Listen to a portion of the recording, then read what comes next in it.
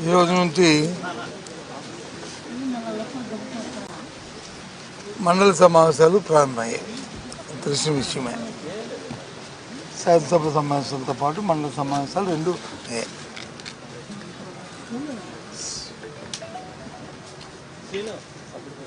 మా పార్టీ మాతో పాటు రాష్ట్రంలో జరిగిన డిఎస్సి ఎగ్జామ్స్లో ఎవరైతే పార్టిసిపెంట్స్ ఉన్నారో అందులో వాళ్ళందరితో కలిసి గత కొన్ని రోజులుగా మేము డిఎస్సిలో అవకతవకలు జరిగాయి, లీకేజీలు జరిగాయి, ఉద్యోగాలు నమ్ముకున్నారు, డబ్బులు ఇచ్చి వాళ్ళకి ఉద్యోగాలు ఇచ్చారు, వీడియో కాల్స్ కూడా ఉన్నాయి, మీరే చూశారు, వాళ్ళ మీద చర్యలు తీసుకుంటున్నారు. కాబట్టి వీటన్నిటి మీద సమగ్ర విచారణ జరగాలి అని చెప్పి మేము వచ్చి మరి చేస్తున్నాం, డిమాండ్ చేస్తున్నాం. కాబట్టి దీని మీద సిబిఐ ఎంక్వైరీ చేయాలి, సంబంధిత మంత్రి తప్పుకోవాలి ఆ బాధ్యత నుంచి అనేది మా ప్రధానమైన డిమాండ్. దాని మీద వచ్చి విధాలుగా అధికారంలో ఉన్న ముఖ్యమంత్రి గారు కానీ, ముఖ్యమంత్రి గారి మరి విద్యాశాఖ మంత్రి కానీ, లేదు ఆ వెన్నుపోటు పార్టీలో ఉన్న నాయకులు కానీ ఇష్టారాజ్యంగా వారు మాట్లాడుతున్నారు. నిన్న వరకు పెద్ద పెద్ద మాటలు చెప్పారు వాళ్ళు. ఇగో ఇది చేస్తాం, అధికారులతో వచ్చి ఇది ఎవరిని ఇచ్చామో వచ్చామని మండలి సమావేశాలు శాసనసభ వచ్చి స్టేట్మెంట్ కూడా ఇచ్చారు విద్యామంత్రి. కౌన్సిల్లో వచ్చి మేము ఉదయం నుంచి డిమాండ్ చేస్తున్నాం దాని మీద చర్చ జరగాలని. బీఎస్సీ మీటింగ్ ఏదో జరిగింది, బీఎస్సీలో కూడా డిమాండ్ చేస్తాం. పోనీ ఇవాళ పెట్టలేదు, రేపు పెట్టండి అని తెచ్చండి. 20వ తారీఖున పెడతారంట, తెచ్చాను. అది పెడతారో ఎందుకు ఆఖరి రోజు నాడు అంటే తోక ముడుచుకొని ఈ ప్రభుత్వం తప్పు చేసింది కాబట్టి, అవకతవకలు జరిగాయి కాబట్టి, ఉద్యోగాలు వచ్చి స్పోర్ట్స్ కోటా వచ్చి ఉద్యోగాలు వచ్చి అన్నీ అమ్ముకున్నారు కాబట్టి, దాంట్లో శానిటరీ ఎక్కడ కనిపించింది కాబట్టి వాళ్ళు వచ్చి ఇది పెట్టట్లేదు. ఎందుకు పెట్టరు చెప్పండి? మీరు మీ ప్రతి అడగండి. మరి రోజు రండి, డిబేట్కి రండి, చర్చిద్దాం రండి అని చెప్పారు కదా.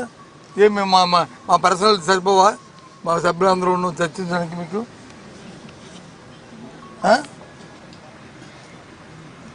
ఏంటి దొందరగిరి అంత విడ్డూరం అండి. వాళ్ళు మాట్లాడతారు. వాళ్ళంట ఏదైతే డిఎస్సి బస్సులు మనం నిర్వహిస్తున్నప్పుడు ఎస్సీఆర్టీను కన్వీనర్కి బాధ్యతలు, అలాగే డిఎస్సి కన్వీనర్ బాధ్యతలు ఎందుకే ఒకరినే పెట్టావు, వారొకరు వీరొకరు ఉండొచ్చు అంటే ఉంటే తప్పేటి. దేశం కొట్టిపోయింది, రాష్ట్రం కొట్టిపోయింది. ఎందుకు అక్కడ ఎక్కువ ఒకే మనిషిని పెట్టుకొని మన ఇష్టారాజ్యంగా చేసుకోవచ్చనే ఆలోచన మా తాలూకా ఇది డిమాండ్. దానికోసం ఈ అక్రమాధారణ కారణం దానికోసమే చేస్తారు. మేము వ్యక్తులను ఆపాదించట్లేదు. ఎందుకు ఇద్దరిని పెట్టుకోవడం అంటే ఒకరిని పెడితే తప్పు ఏంటి? ఎప్పుడైనా జరిగారుగా చెప్పండి. ఎప్పుడైనా జరిగితే లేదా రాష్ట్రం కొట్టుపోయిందా? ఎఫిషియెంట్ అధికారులు లేరా? చేసే మనుషులు లేరా? అందుకే అపోహలు వచ్చాయి. దాంతోపాటు ఈ నవీన్ అనే అబ్బాయి అవుట్సోర్సింగ్ అబ్బాయి వచ్చి ఉద్యోగానికి వెళ్ళాడు. ఆ అబ్బాయి పరీక్ష రాశాడు. ఏం చెప్తారు విద్యాశాఖ మంత్రి అసెంబ్లీలో? నేను ఇప్పుడు టీవీలో చూశాను, నోట్ ఇచ్చాను, నోట్ తెప్పించుకొని చూశాను. ఏం చెప్తాడు అతను?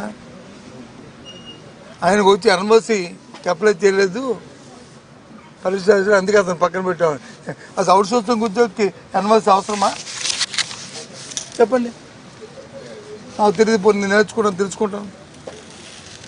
ఏ జీవోలో ఏ చట్టం ఉందో చెప్పండి, తెలుసుకుంటాను. ఈ విడ్డోలో రేటు తెలుసుకుంటాను. మరి ఆయనకు వచ్చి సెకండ్ ర్యాంక్ ఇచ్చారు, మెరిట్ లిస్ట్లో పెట్టారు. మళ్ళీ తర్వాత దాన్ని మార్చారు, ఆయన ఐడీని వచ్చి బ్లాక్ చేశారు. ఎందుకు చేయాల్సి వచ్చింది? స్వయంగా అతనే కదా నీకు మెయిల్ ఇచ్చాడు ఆఫీస్కి, స్వయంగా అతనే కదా కోర్టుకు వెళ్ళాడు. జరిగిందని చెప్పి నేను చెప్పలే కదా. ఇదేమి వైఎస్ఆర్సీపీ పార్టీ ఆపాదించింది కాదు, లేదు మా కౌన్సిల్ సభ్యులు మీ ఎవరు ఆపాదించింది కాదు, లేదు వ్యక్తిగతంగా బొత్తాసని ఆపాదించింది కాదు. చెప్పండి, ఇది ధర్మం ఇది?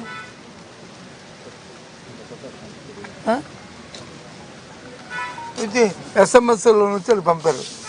ఎస్ఎంఎస్లో పంపొచ్చు, కానీ పంపే ముందు మెరిట్ లిస్ట్ వచ్చి నువ్వు ప్లేస్ చేస్తే ఇంకా కేర్ తీసుకోవడానికి ఎస్ఎంఎస్ పంపడం అనేది పంపితే ఇంకా మా అభ్యర్థికి తెలియపోద్ది అంటే న్యాయం ఉంది. మెరిట్ లిస్ట్ ఉండదంట. మరి మీకు ఉద్యోగం వచ్చింది, మీకు రాలేదు. మీకు రాకపోతే నీకంటే ఎవరికి వచ్చింది, పక్క వాడికి వచ్చింది తెలుసుకోవాలి కదా మీరు. మార్క్స్ ఎందుకు వచ్చాయండి, ఎలాగేయండి, మా ప్రతిభలోడా కాదా అనేది క్లాస్మేట్గా వాడి కాంటెంపరీగా అతని కొడుగ్గా తెలుస్తుంది కదా. మమ్మల్ని కామన్ సెన్స్ దాన్ని నిర్ధారించగలదు. కామన్ సెన్స్ ఎందుకు లిస్టు పెట్టలేదు?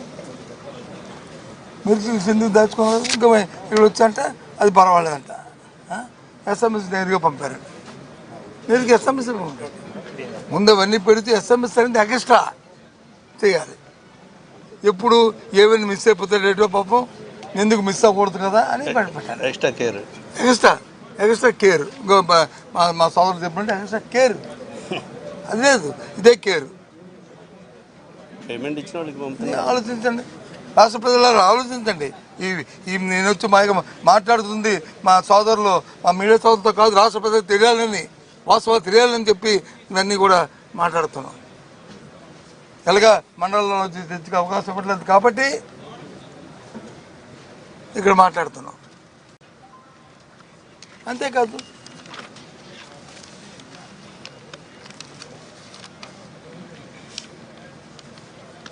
స్పోర్ట్స్ కోటాలు వచ్చి ఇచ్చాము, పరిశ్రమ ఉద్యోగాలు ఇచ్చాము అని ఎగ్జామ్లో అవుట్ పేరు చెప్పారు తెలుసండి. పివి సింధు గురించి చెప్పారు. పివి సింధు గురించి చెప్పారు. ఈ 383 మంది పివి సింధులతో ఈక్వల్ అంట. పంపిపోతారండి, గొడ్డుపోద్దండి. ఏదైనా సరే కోటా ఇచ్చినప్పుడు, ఏదైనా సరే వచ్చిన స్పోర్ట్స్ కోటా కానీ, ఎస్సీ కోటా కానీ, బీసీ కోటా కానీ, ఎస్టీ కోటా కానీ, లేదా ఎకనామిక్ రికగ్నిషన్ కోటా ఇచ్చినప్పుడు ఆ కోటాలో ఎక్కువ మార్కులు ఎవరికి వచ్చే చూసుకొని ఆ కోటా సర్టిఫికేట్ పెట్టుకొని వాళ్ళకి వచ్చి ఇవ్వడం అనేది అది. అలాగే డిఎస్సి కోట కూడా అదే, అలాగే స్పోర్ట్స్ కోట కూడా పరిష్కారం లెక్కలేదు అనేది.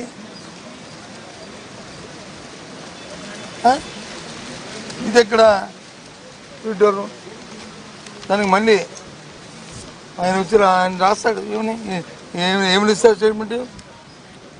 DSC score is never consider for merit అంట. డిఎస్ఎస్ స్కోర్ అంట, మార్కులు అంట ఈ సర్టిఫికేట్లకి ఎప్పుడు కూడా చేయలేదంట, కన్సిడర్ చేయలేదంట. ఏమనుకోవాలా? ఎంత నిర్లక్ష్యం, ఎంత ఇర్రెగ్యులారిటీ ఎంత కనిపిస్తుంది.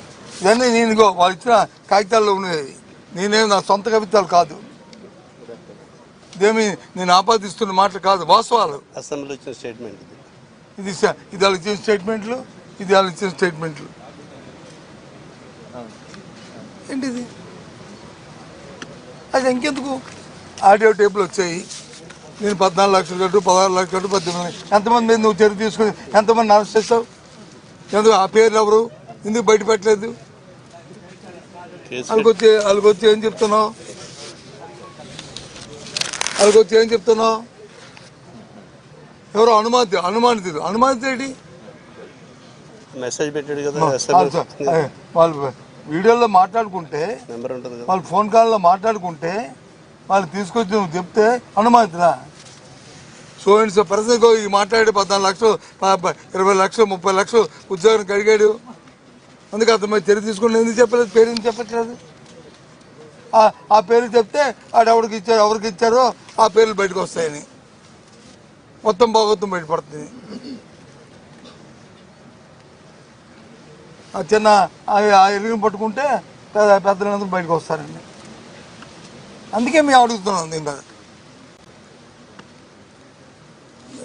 సిబిఐ దర్యాప్తు చేయాలండి, దీని మీద థర్డ్ పార్టీ ఎంక్వైరీ చేయాలని మేము అడగలే. ఇది ఉత్తరే మేము అడగట్లేదు. సిబిఐ దర్యాప్తు మీరు అనొచ్చు, ఏమండి సిట్టు లోకల్ పోలీస్ మీద నమ్మకం పోయింది కదా, మీకే తెలుసు కదా లోకల్ పోలీసు ఏ రకంగా ఉన్నదో, రాష్ట్ర ప్రజలు అందరికీ తెలుసు కదా. వాళ్ళు చేస్తున్న రోజువారీ కార్యక్రమాలు ఏటో, మన ఊరిలో వాళ్ళు చేస్తుంది ఏటో, ఏకపక్షంగా ఏ రకంగా పార్టీ పరంగా, ఏ రకంగా వ్యక్తుల పరంగా, ఏ రకంగా అవినీతితో కార్యక్రమాలు చేస్తున్నారు. అందుకే మేము డిమాండ్ చేస్తున్నాం సిబిఐ ఎంక్వైరీని. అందుకే సిబిఐ ఎంక్వైరీ చేసినప్పుడు సంబంధిత మంత్రి అక్కడ ఉండడానికి వీల్లేదని అడుగుతున్నాం.